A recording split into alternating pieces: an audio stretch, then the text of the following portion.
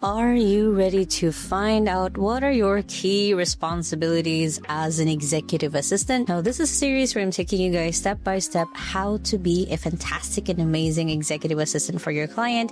And last week, we covered essentially what an executive assistant is. And in this video, I'm going to dive through the three main areas that you are responsible for as an executive assistant. Now, if you could take away anything from this video, I'm going to give it to you guys right off in the first 5 minutes. Your focus as the executive assistant isn't to tick off tasks, isn't to finish projects, isn't the usual things that you think an executive assistant is just in charge of doing. Your main focus is to make your client's life just a little bit easier.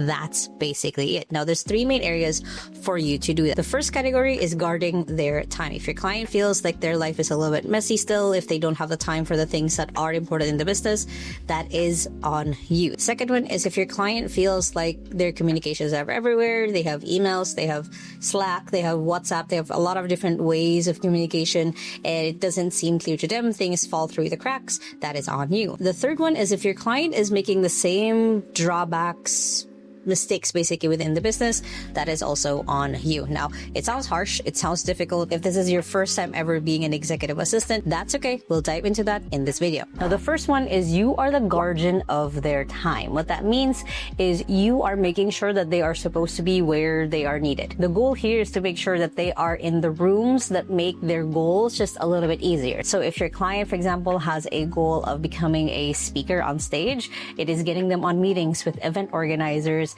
who want them as a speaker for their stage. If your client wants more clients for their business, it's making sure that they are in calls with maybe a strategic sales call team, maybe they're on sales calls with potential clients, or they are talking to people who could bring them more clients into their business. If your client has a goal to run a marathon within the next year and they've only really done a 5-kilometer run, then it is your focus to free your client up so they have time to be able to train for that marathon. That is essentially it. When it comes to calendar management. So if your client says, hey, I want you to manage my calendar, it's not just managing their calendar, making sure that there's no double booking or booking people through or making sure that if there are time zone changes or things that need to be moved, that's not really the task. The outcome that you're going to be focused on is, again, making sure that they're aligned, their calendar looks aligned to where they need to be. Not just their calendar, it's also their focus on what projects they're taking on, the clients they're talking to, the people that they're surrounding themselves with. That is also involved in guarding their time. Now, this is not something you're expected to know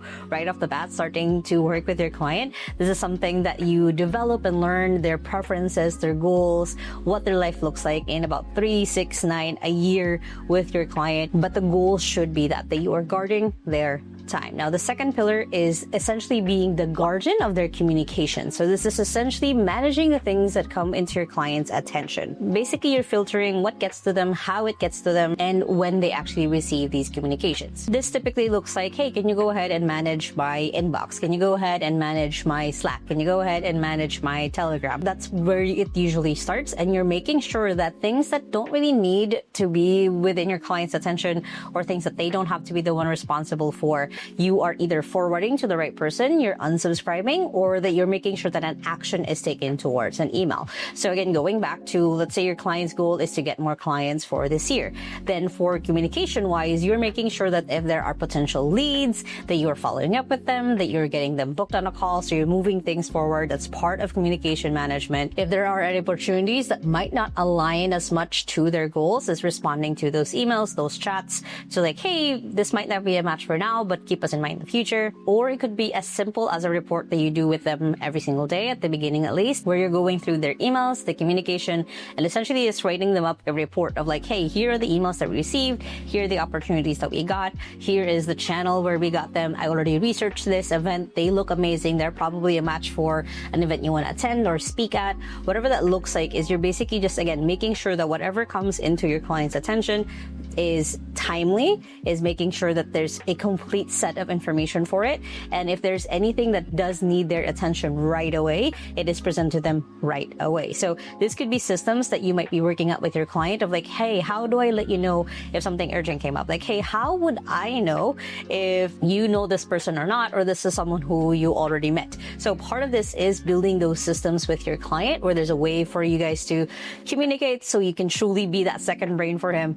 But it's essentially what this means is you are just making sure that things are flowing within his communication. If things are too noisy for him, his inbox, his Telegram, his Slack, his Discord, if he's using Discord, is a little bit too noisy for him, that is where you can build systems and focus on to be able to take that away from their psyche, from their attention. So again, they can really focus on the things that matter most in the business. And finally, you are the guardian of their goals and their outcomes. What that means is essentially when it comes to your clients saying like, oh, I want to get like 1,000 clients this year, right? That's the goal. You are responsible to make sure that they have the right data to make that decision to be a goal in the first place.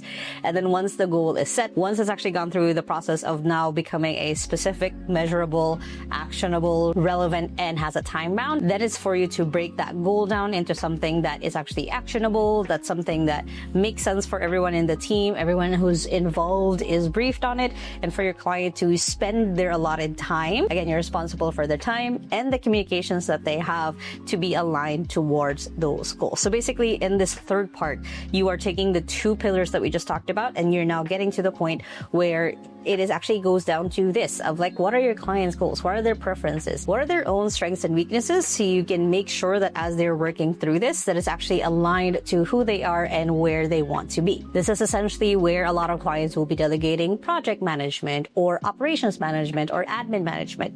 It is essentially just making sure that the goals move forward, sometimes even without your client. And that goes down to systems, making sure data is accurate and captured, and making sure that whoever needs to know certain things are communicated to them clearly. So again, you're not just a task doer. It's not just about checking off the checklists that you have with your client. It's making sure that you are guarding their time, their communication, and their goals to make sure that they actually happen and are aligned. Anyone can tick boxes off of their to-do list, but only a second brain assistant can actually say that my client feels a little bit lighter this week. My client has been able to spend time with their family.